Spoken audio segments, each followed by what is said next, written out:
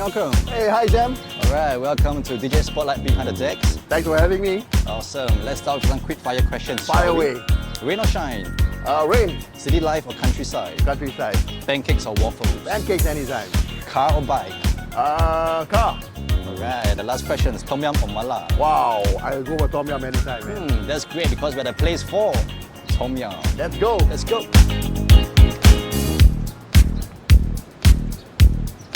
How do you go with the DJ name of Malcolm X? Okay, two ways how to look at it. As in the term X. It's either an independent variable or something of an unknown value. So I would like to think of myself as something of an unknown value. What inspired you to become a DJ? And how do you get started in the industry? I think what really inspired me to be a DJ is DJ Jazzy Jeff back in the 80s, 90s. I was very, very intrigued by how he played with turntables and how he played music. And I think usually back then when a DJ starts his career, it's probably through house parties and school functions and stuff like that. And we understand that you're versatile in both digital and analog format. Right. What are the pros and cons in your opinion? I think if you look at digital, it's more free play. It allows you to be more creative. But with analog, it's something like you take control of the item and you start playing it on a turntable, and it gives you that warm feeling like how you started back then. Right. And there also seems to be a rising trend of people listening to retro now. Right. What do you think is the appeal of it? The appeal of it is it brings them back to a very happy time where things were less congested, less confusing, and it was just like a happy time. With retro, it comes also with fashion, and also the music makes them feel very happy. And I mean, in general, in short, it brings them to a very happy place. Okay, so throughout your years of DJing, what's the craziest request you have ever received? Okay, there was this guy who was like twice the size of me. He had arms the size of a tree trunk. Wow. And this was in the Muhammad Sultan, and he came up to me and said, I mean, he was with full arm sleeves, tattoos and all that. And he requested a song, Chiquitita by ABBA. I think that sort of blown me away because I was expecting something like Guns N' Roses or Red Hot Chili Peppers, but it was that song, so that's always, I'll always remember that. So is retro your first choice of music, and why? I mean, I like various forms of music, but I think retro, like I mentioned earlier, it brings me back to a very happy place.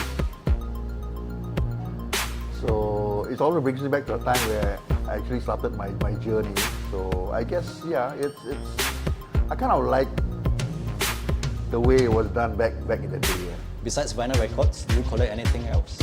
I do have a very expensive hobby and obsession. I collect sneakers. In fact, I brought two of my most prized possession sneakers. If you want, you can just take a look. I'll show you in a while.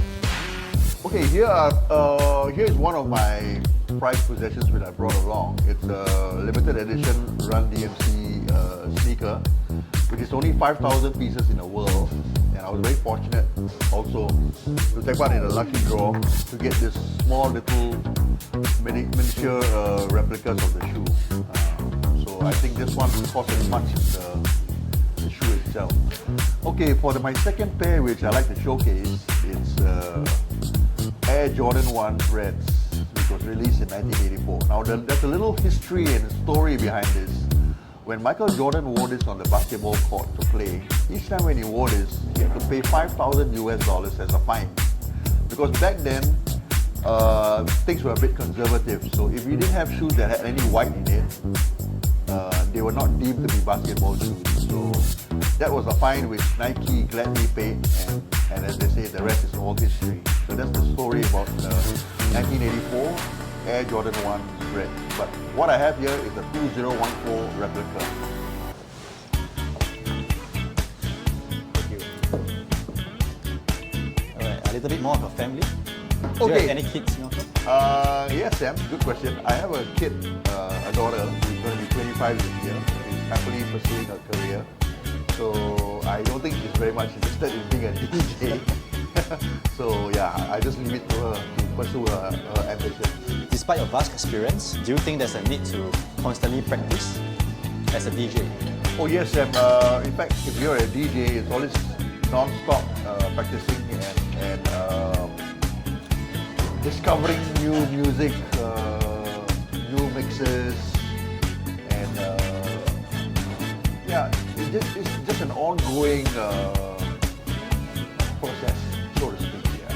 So you never stop learning and you never stop practicing if you're a DJ. Any advice you can give to aspiring DJs?